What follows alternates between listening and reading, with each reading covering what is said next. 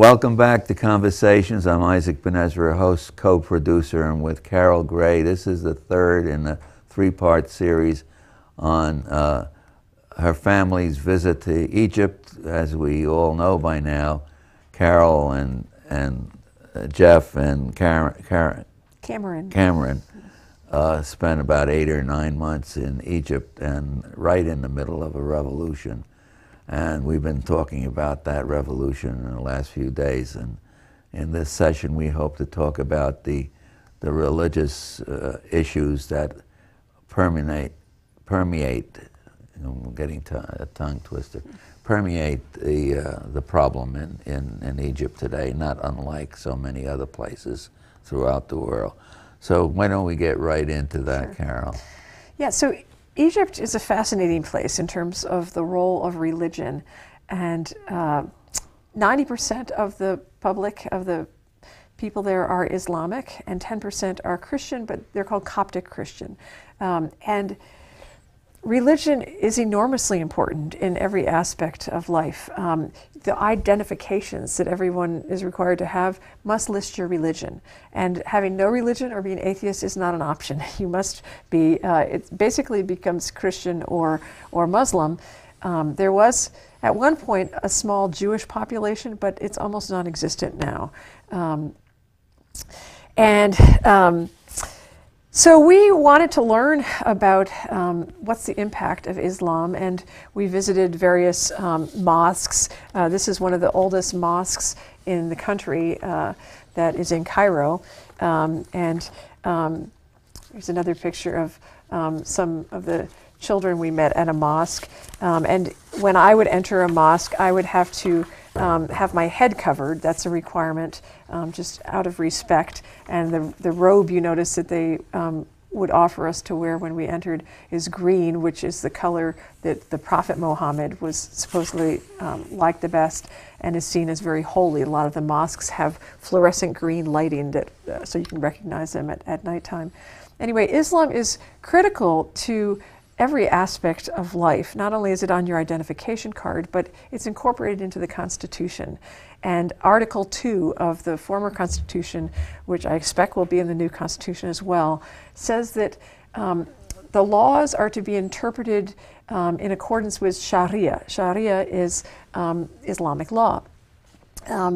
Now, how that has played out has been fine in some contexts, but oppressive in other contexts. We had, while we were there, we attended a Christian church that was many different denominations of Christian faith from all over the world. And we learned from some people there that they feel like there should be more freedom for Christians in Cairo. And they took us to visit this one church that was built inside a cave in a mountainside because, from what we heard, because permits were not readily accessible to build Christian churches. It was difficult. So this is the Makadam church was built inside this cave because you didn't need a permit to build down. You only needed permits to build buildings upward. So being Christian is also enormously important. It's so important that babies in Egypt, if they're born into a Christian family, they are tattooed as a baby, a little cross on the inner right hand, the hand that you would shake hands with, so that as soon as you meet someone as an adult, you know what religion they are. If they're Christian, they've got the tattoo right there. Now, is this self-imposed? It's the families. So obviously the babies, they don't have any say in the matter, but this is how important religion is. That's what I meant, yes. Not government imposed. No, it's not government imposed, right. And so it's very important to each religion to keep the people in their religion. Now, it's fine under Egyptian law for someone to be Christian and convert to Islam, but not the other way around. And there's actually a series of cases in the courts about, they're called apostasy cases, which says if someone who's Islamic says they're no longer Islamic, maybe they're atheist, or they can lose their whole inheritance. They can lose their spouse. They can be forced to divorce. And there actually are cases that are brought oftentimes by sibling members who, or other people in the family who want to get the inheritance. They will say, this person who is supposed to inherit doesn't believe in Allah and Islam, and therefore he should be disinherited.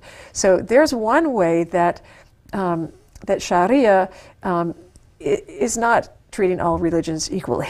Where else in the middle part of the world do they practice Sharia? Well, much of the Middle East is Islamic. Now, some countries are mixed. Lebanon is a mix of Christian and Islam. But Saudi Arabia is one of the ones that's most notorious. And I was studying human rights while I was in Cairo, and one of my classes, we read a case from Saudi Arabia that was Islam at its, well, I wouldn't even say Islam, a repressive government at its worst, because I don't think it's the religion, it's the government that's implementing a distorted form of religion. And there was a case in Saudi Arabia where a girls' school caught fire, and the kind of religious police would not let the girls out of the school because they didn't have their headscarves on, and they locked the doors and said the girls had to go back and get their headscarves, and numerous girls died in this fire. Where did this? This was in Saudi Arabia, but Islamic scholars have written that this is not Islam. Islam is about preserving life. So and this is another very a repressive government. Oppressive group. Yes, it's a repressive government distorting religion in a very oppressive way. And that's the part that we hear about. That's the fear. That's the fear. But interestingly, aside from the apostasy cases that I just told you about, even though there's been a part of the Constitution that says the laws must be interpreted according to Sharia, that hasn't played out in a very oppressive way in many other contexts. For example, there was a law passed, Mubarak, I should say, wanted a secular government. That's part of why the U.S. supported him for so long. They thought, great, we have someone who wants a secular government, and Mubarak was very oppressive against the Islamists. He was locking up the Islamists and torturing them. A lot of the beginning movement of torture in Egypt was against the radical Islamists. Anyway, so that was one of the things the U.S. liked, was we wanted to preserve a secular government. But so Mubarak, perhaps it's partly who he chose to be on the court to implement the laws, but one of the laws said that it was unlawful for a woman to be in full niqab, which means only the eyes are showing, so full black veil, when taking exams in school. That law was tested to see whether it conformed with that Article 2 that I told you about, saying that the laws must be in accordance with Sharia.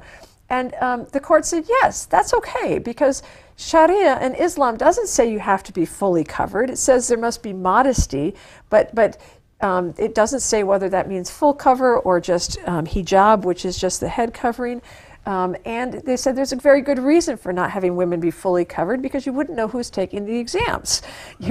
So they said that law is okay. It doesn't go against Sharia. So the way the court had interpreted this Article 2 was actually in a pretty secular way, aside from these apostasy cases, which were problematic. But the other thing I wanted to talk about is, even though people may have read that there's been a lot of conflict with like a Christian Coptic church being burned, or various people being killed at protests that were organized by Coptics or that focused around religion. Well, a lot of Egyptians think that some of this may be instigated by those who were in favor of Mubarak and just wanted to be divisive in the country. And they said historically, Christians and Muslims, and back when there were more Jewish families, Jews as well, historically, they lived in harmony. And there's a lot of evidence of that. For example, when we were, one of our friends at the church that we went to said that during the revolution, after the first weekend, the Day of Rage, the police disappeared off the streets. And so some neighborhoods were being looted. So people in the community all came together and they formed neighborhood watch groups. And these watch groups were people who lived in the buildings in that neighborhood. So our friend Mark from the church said his watch group was amazing. He said, everybody came together, whether you were the head of the building, the landlord of the building, or whether you were a poor person who lived in the building or worked for the landlord. Muslims, Christians, they all came together. And he described one experience how some of his Muslim friends, they knew he played the guitar, and they said, "Hey Mark, why don't you play that song, Oh Happy Day?" And it's a Christian song that talks about Jesus washing sins away. Anyway, and he said, you like that song? It's like, "Oh yeah, we love that song. Play that song." And so, so they're sitting around the fire as they're doing their night watch, and the Muslims are requesting songs from the Christians, and so there's a real sense of unity and no animosity, and that you also saw that sense of respect for other religions in Tahrir Square. Here's a picture of when I was in the square. There would always be prayer time. Whatever, 5 times a day with Islam, there's prayer time. And so when the call would come over the loudspeaker, people would pray. And so here's people bowing their heads in prayer, and here's the square would just be taken over with people. Now they're surrounded by others standing. Yes, and so that we're not praying. Right. So it was typical that the Christians in the group would surround and help protect the Muslims while they were in prayer. And there were numerous protests in Tahrir Square that I went to that were organized around religious unity, and that you would see people there with crosses, you would see banners that had the symbol of Islam and crosses all on the same banner. So, but this is an interesting example. It shows the divisiveness. Stay near the table. We can't lose you. Yes, so this is an interesting example that shows the divisiveness that can come from the government. So one of the people I interviewed as part of my Human Rights Oral History project was a young man who was part of a protest. He was Muslim, but he went to a protest in support of protecting the Christians and their churches, and protesting the burning of a Coptic church. Well, the government arrested people from that protest. This was actually before the revolution. And who did they arrest? They arrested the Muslims who showed up to support the Christians. So there were 8 people who were arrested, all Muslim, to send a message that they didn't want there to be this support between religions. So just feeding this divisiveness, that was a message coming from the government. Carol, you just mentioned the interviews, which we sort of lost track of in the last session. Describe some of the. These were amazing. This was one of the best projects I've ever had the honor to do, and I was already volunteering with this group that I knew was one of the cutting-edge groups involved with human rights, because they were the human rights office that was targeted during the revolution, with 37 people arrested, all their computers, either the hard drives were grabbed or taken or things were smashed. So I knew that they must be doing excellent work because they were seen as a big threat to the government. So I started volunteering with them after the revolution, and as I started to work with them, I said, "Has anyone written your history?" And they said, "No." They're too busy, pushing human rights and trying to fight the good fight to do anything like document their own history. So I said, "Well, I could interview people, and I could do a written history of your organization." They said, "Okay." So this was something that you came up with. Yeah. It wasn't part of the fellowship? No, it was something that I came up with. Actually, my husband had said, "Well, you spent so much time with those people. Why don't you see if you could write their history?" So I credit him with the idea. And so then American University in Cairo, where I was a graduate student, was offering grants for documenting the revolution. And I thought, well, this is perfect, because this organization was on the forefront of the revolution. They housed the front to defend Egyptian protesters. They were collecting material aid for the square. They were open round the clock with lawyers helping people who'd been arrested in the square. The lawyers were in the square. They were a hub. So I interviewed more than 50 people, many of whom worked for the organization, but many of whom worked for other human rights organizations, and they knew the work of this group. And it was inspiring. I learned one of the best questions I could ask is, take one day of the revolution and tell me hour by hour what you were doing. and the stories I got, because these people were all, they're just heroes. One day after another, I get to hear this interview with these people who are amazing. Like this one woman, Mona, she said, well, I was on the Nile Bridge. Well, in Egypt, being on the Nile Bridge means you were part of this massive conflict, one of the first days of the revolution.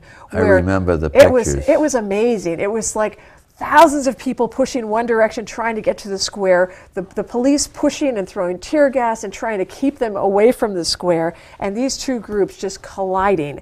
And Mona said, she said, well, at first when I was on that bridge, my job was, I was towards the rear of the group. And she says, I didn't even know it was happening until the front, till I got home and watched it on TV. But she says, when people were shot and the bodies were being passed backwards, I would receive the bodies and I'd flag down cars to get them taken to the hospital. So this was like, she just took it upon herself to do that. And then she said at a different point, I was towards the front of the group, and she'd just gotten married 10 days before. And she says, I was there with my husband, and there was so much shooting and so much tear gas, and we were just lying down. We thought, we're just going to die. We're going to die right here. But they didn't die. And then she said at another point, when we were up towards the front, the police were shooting tear gas, and sometimes we were right at the front row, and the police were raising their batons about to hit us, when all of a sudden the wind changed direction, and all the tear gas that they'd shot at us started to blow back towards them. And so the police all retreated right before they were about to hit us, because they were all being tear gassed with their own gas, because the wind had changed direction. You know what just came to mind? I visualized that, I think it was in Seattle, or one of those Occupy experiences where they maced a group of students who were, and others, who were just sitting in a nonviolent way. Right. And it's interesting that you bring that up, because one of the young men I interviewed came to the U.S. Occupy movement. I read, like, this fall he had come to the D.C. Occupy movement and was one of the speakers, and then was going back home. So they see those connections. And then I also read that he was arrested by the military.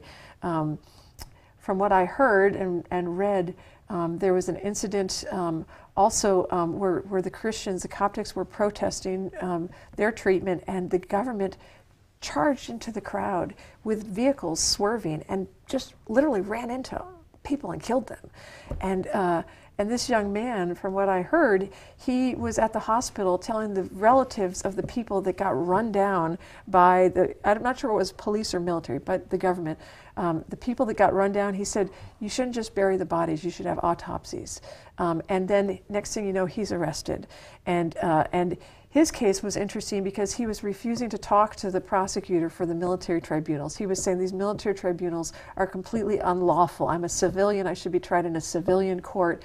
And so he was, a lot of people were saying he was a political prisoner. And you know, so people that I interviewed, I still am reading about them.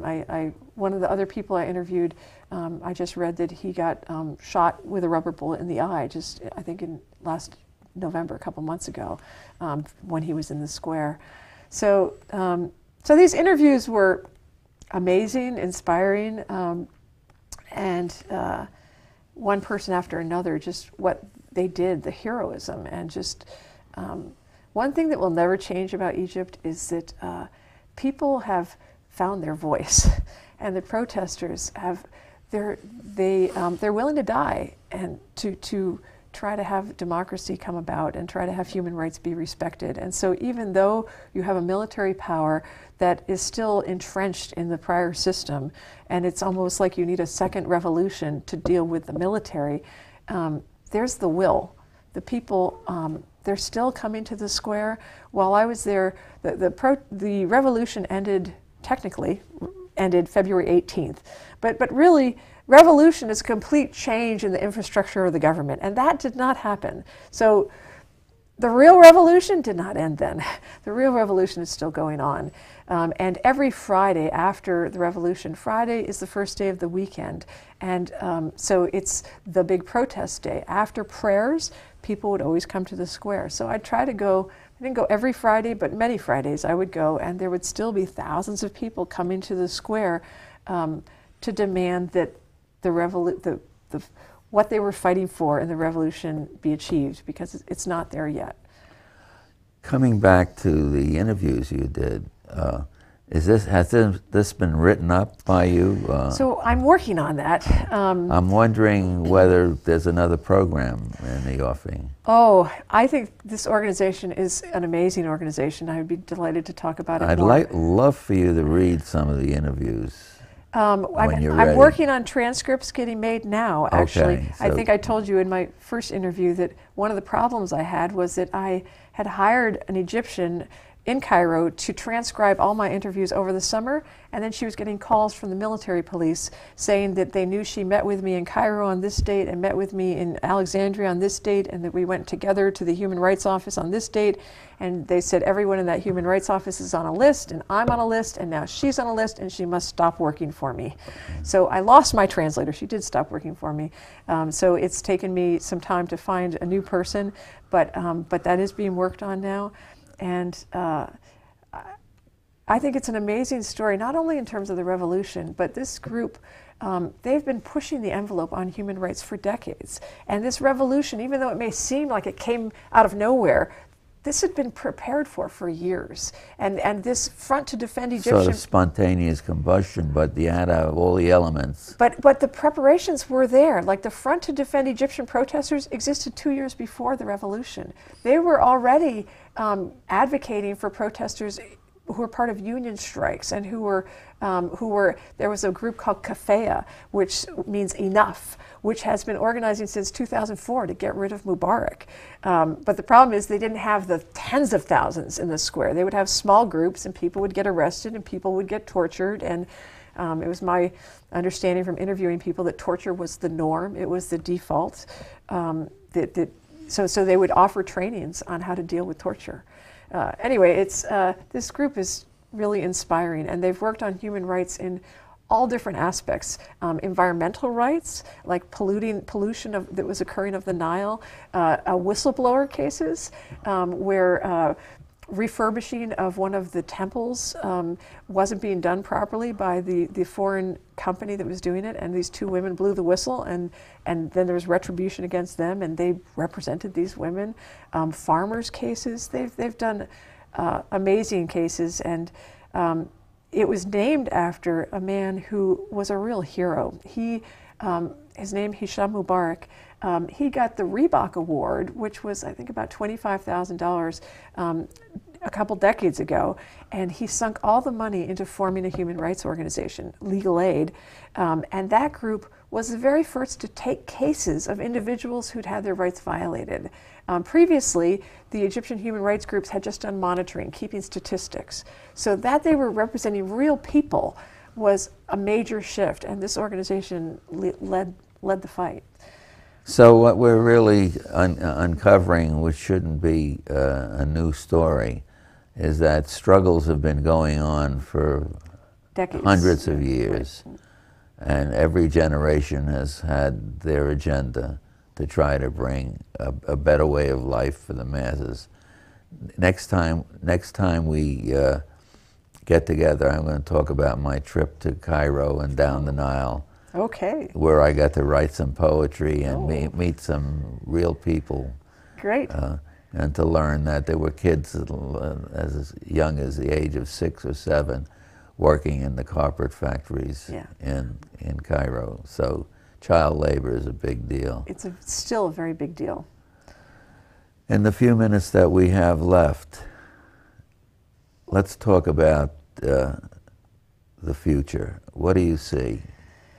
Well, we spoke a little bit in the prior section about the role of the U.S., and I think that considering the U.S. gives $1.3 billion a year to the Egyptian military, it's critical that we say that aid does not go unless it's linked to human rights and democratic values. And previously, it seems that's been missing. We've continued to fund the Egyptian military even when they're brutalizing people in the street and committing torture, and that needs to change. How the government will play out, a lot's going to happen in the next year. What the new Constitution will say, all of this is yet to be written. Who's going to be the president? Well, considering that in the recent parliamentary elections, there was a sweep by the Islamists. More than 75% of the vote went to the two leading Islamic parties. It's likely there might be a candidate who is an Islamist. That doesn't have to be a repressive model like Saudi Arabia. It could be, it could still respect democracy and human rights. So I'm hoping it will go in that direction. There is a strong, though minority, movement for a secular government and human rights. I attended one conference while I was in Cairo, and it was all bringing together all different groups to advocate for a secular government and respect And it was for human represented rights. by Islam folks. There were well. Islamic people. As a matter of fact, here's one of the speakers. I believe they call him a mufti, and he is Islamic, and he was saying that that respect for Islam doesn't have to mean that the head of state has to be Islamic, or that the law has to be Islamic. In other words, he was saying you could still have a thriving Islamic population, but not have it be, but still have a government be secular. Considering the recent vote, that's probably not going to be a secular government, is my guess. But so much depends on the military. They, at one point, were trying to say, just last fall, they said, we're gonna pick 80% of the people that are going to write up the Constitution, and we're gonna have veto power over parts of the new Constitution. Well, maybe they got the message through the back channels of the U.S. government that was just not acceptable. They changed their mind on that. But is the military going to allow there to be a democratic transition to a civilian government? And that question, we don't know. In order to get an answer, we have to say to our folks, stay tuned. Okay, thanks, Carol, Isaac. I'm giving you a new assignment. Okay. You know, today we're online and we go across the whole world. We go, anybody, Cairo can tune in to conversations. Yes. And so what I will ask you to do is to come back periodically. Your assignment is to keep us posted on what's going on in Egypt. Okay.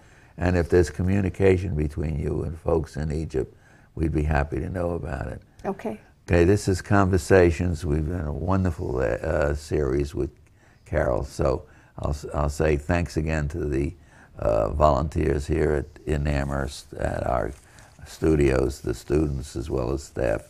It's Isaac Benezra saying good night, and we'll keep watching and keep our eyes open on what's going on in Egypt today. So long. Thank you.